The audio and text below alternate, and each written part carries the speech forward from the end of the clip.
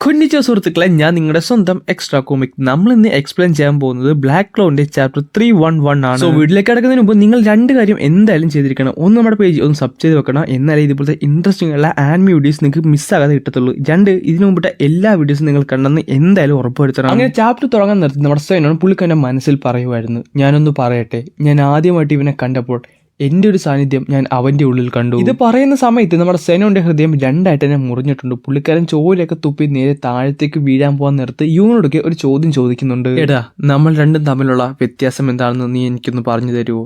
അപ്പൊ യൂണോ ആകട്ടെ ഇത് കേട്ട് ഒന്നും മിണ്ടാതെ നിൽക്കുകയും ചെയ്യും. കുറച്ചൊന്ന് ആലോചിച്ചതിന് ശേഷം നമ്മുടെ യൂണോ പറയുന്നുണ്ട്, നീ അത് എന്നോട് ചോദിക്കാൻ പാടില്ല, കാരണം ഞാൻ ഇതുവരെ അവിടേക്ക് എത്തിയിട്ടില്ല. ഞാൻ അന്ന് അവന് കൊടുത്ത വാക്ക് ഞാൻ ഇതുവരെ നിറവേറിയിട്ടില്ല. ഇത് കേൾക്കാൻ നേരത്ത് നമ്മുടെ സെനോണ് അലനെ ഓർമ്മ വരുന്നുണ്ട്. പുള്ളിക്കാരൻ്റെ ആ കൊച്ചിൽ നാളത്തെ ആ സുഹൃത്തിന് ഓർമ്മ വരുന്നുണ്ട്. അന്ന് കൊടുത്ത ആ വാക്കുകൾ ഓർമ്മ വരുന്നുണ്ട്. എല്ലാ ഓർമ്മകളും പുള്ളിക്കാരന്റെ കൺമുമ്പിൽ കൂടെ ഇങ്ങനെ പോകുവാണ്.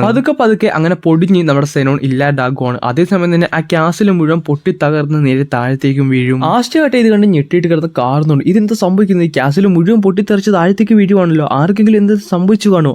അപ്പൊ തന്നെ നമ്മുടെ നാച്ചിന്റെ ഒരു ഡെവിൽ നാച്ചിന്റെ അടുത്തേക്ക് വരും. എന്നിട്ട് ആ ഡെവിലുമായിട്ട് കമ്പയിൻ ചെയ്യാൻ നിർത്തി നാച്ചിന്റെ കാര്യം മനസ്സിലാവും. പുള്ളിക്കാരൻ പറയുകയും ചെയ്യും, എനിക്ക് തോന്നുന്നത് യൂണോ സെരോനെ ഡിഫീറ്റ് ചെയ്തെന്നാണ്. ഇത് കേൾക്കുന്നത് നമ്മുടെ ആശ നന്നായിട്ട് തന്നെ എക്സൈറ്റഡ് ആകുന്നുണ്ട്. കാരണം യൂണോ ഒറ്റയ്ക്ക് ഒരു ഡാർക്ക് ട്രൈഡിനെ ഡിഫീറ്റ് ചെയ്തിരിക്കുവാണ്. അതിനർത്ഥം ഡാർക്ക് ട്രൈഡിലുള്ള 3 പേരെ നമ്മൾ ഡിഫീറ്റ് ചെയ്തെന്നല്ലേ. എന്നിട്ടും എന്തുകൊണ്ടാണ് ഈ അഡ്വന്റ് ഓഫ് ക്ലിഫത്ത് ഇപ്പോഴും വളർന്നുകൊണ്ടിരിക്കണമെന്ന് നമ്മുടെ നാച്ച് ചോദിക്കുകയും ചെയ്യും. അതേസമയം ക്യാസിലിന്റെ പുറത്തുണ്ടായിരുന്ന എല്ലാവരും തന്നെ നന്നായിട്ട് കഷ്ടപ്പെടുന്നുണ്ട്. കാരണം അവർ എത്രത്തോളം കൊല്ലുന്നു അത്രത്തോളം ഡെവിൽസ് പുറത്തേക്ക് വന്നുകൊണ്ടേ ഇരിക്കുവാണ്. പിന്നെ നമ്മൾ ക്ലോവർ കിങ്ഡത്തിലേക്കാണ് പോകുന്നത്. അവിടെ നമ്മുടെ വിസാർഡ് കിങ് ആട്ടെ മുട്ടും കുത്തി താഴെ കിടക്കുവാണ്. പുള്ളിക്കാരൻ ഒട്ടും തന്നെ മേല. പുള്ളിക്കാരൻ പറയുന്നുണ്ട്, എന്തോ ശരിയല്ല, എന്തോ ഒരു പ്രശ്നം വരുന്നുണ്ട്. എന്റെ മനസ്സ് പറയുന്നത് എന്തോ വലുതായിട്ട് തന്നെ വരാൻ പോകുന്നു എന്നാണ്. പിന്നെ നമ്മൾ കാണുന്നത് ദൊറോത്തിനാണ്. പുള്ളിക്കാരിയുടെ താഴെ വീണ് കിടക്കുവാണ്. അപ്പൊ ആരോ ഒരാൾ പുള്ളിക്കാരുടെ പറയുന്നുണ്ട്, അടിപൊളി മാജിക് ആണ് നിന്റേത്, വളരെയധികം സൂപ്പർ ഡ്രീം മാജിക്, എന്തൊരു ഇൻവിൻസിബിൾ ആയിട്ടുള്ള മാജിക് ആണെന്ന് നോക്കണേ. നാച്ചിന്റെ ഡെവിലാണ് എന്നെ ഇവിടേക്ക് കൊണ്ടുവന്നത്. പക്ഷെ എന്നെ ഇങ്ങോട്ട് കൊണ്ടുവരുന്ന സമയത്ത് ആരും തന്നെ എന്നോട് പറഞ്ഞില്ല ഈ ഫ്രണ്ടിൽ നിൽക്കുന്നവൻ ഇത്രയധികം പ്രശ്നക്കാരനായിരിക്കുമെന്ന്. പക്ഷെ ആ മാജിക് കൊണ്ട് എന്നെ ഒന്നും തൊടാൻ പോലും പറ്റുന്നില്ല. കാര്യം വേറൊന്നുമല്ല,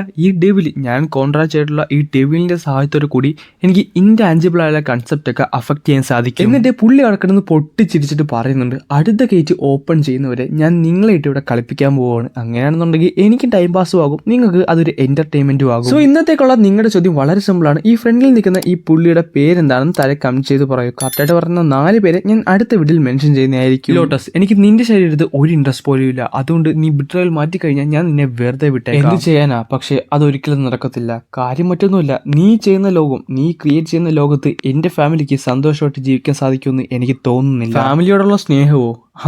അതിൻ്റെ ഒന്നും കാര്യം എനിക്കില്ല. കാരണം ഞാൻ ഒരു മെസ്സഞ്ചർ മാത്രമാണ്. അൾട്ടിമേറ്റ് ഡെവിൽ ആയിട്ടുള്ള ലൂസിഫറയ്ക്ക് വേണ്ടിയുള്ള ഒരു മെസ്സഞ്ചർ മാത്രമാണ് ഞാൻ. എനിക്ക് നിന്നെ കുറച്ച് ഇഷ്ടമായിരുന്നു. കാരണം ഡാൻഡിനെയൊക്കെ വെച്ച് നോക്കാനെടുത്ത് നീ കുറച്ചുകൂടെ റീസണബിൾ ആയിരുന്നു. മെഗിക്കൂടെ വിചാരിച്ചത് ഞാനൊന്നും അറിയുന്നില്ലായിരുന്നു. അതുകൊണ്ട് തന്നെ ഞാനൊന്നും മിണ്ടാതെ നിൽക്കുകയും ചെയ്തു. കാരണം അവൾ എനിക്കൊരു ഗിനിപ്പന്നിയായിരുന്നു. എൻ്റെ എക്സ്പെരിമെന്റ് ഒക്കെ കണ്ടക്ട് ചെയ്യാൻ പറ്റുന്ന ഒരു ഗിനിപ്പന്നി. രണ്ടാമത്തെ ഗേറ്റ് ഉടനെ തന്നെ തുറക്കും. അതുകൂടെ തുറന്നു കഴിഞ്ഞാൽ പിന്നെ ഞാൻ ഇവിടെ മുഴുവൻ അഴിഞ്ഞാടും. എൻ്റെ മോഡിഫൈങ് മാജിക്കിന്റെ സഹായത്തോടു കൂടി ഡാർക്ക് ട്രൈഡൊന്നും ഇല്ലാതെ എനിക്ക് ട്രീ ഓഫ് ക്ലിഫത്ത് വളരെ വലുതാക്കാൻ സാധിക്കും. എനിക്ക് ഈ മാജിക് ഉള്ള അത്രയും കാലം, യാമിയും വാഞ്ചൻസും ഇവിടെ ഉള്ള അത്രയും കാലം എനിക്ക് അണ്ടർവേലിലേക്കുള്ള ഗേറ്റ് ഓപ്പൺ ചെയ്യാൻ സാധിക്കും. ദോറോത്തിയാട്ടെ ഇത് കേട്ട് ഞെട്ടുന്നുണ്ട്. യാമി വില്യംസോ അവരെന്തിനാണ് ഇവിടെ? എന്നിട്ട് പുള്ളിക്കാരന്റെ മാജിക് യൂസ് ചെയ്ത് ഒരു 2 തലയുള്ള ഒരു ഡെവിലിനെ ക്രിയേറ്റ് ചെയ്യുന്നുണ്ട്. രാജാവിന് വേണ്ടിയുള്ള വഴി നമുക്ക് 2 പേർക്കും കൂടെ ഒരുമിച്ച് തുറക്കാം. നീ ഇത് സർവൈവ് ചെയ്യുമെന്ന് ഞാൻ വിശ്വസിക്കുന്നു എന്ന് പറയുവാണ്. എന്ത് അവസ്ഥയാണെന്ന് നോക്കണേ എന്റേത്.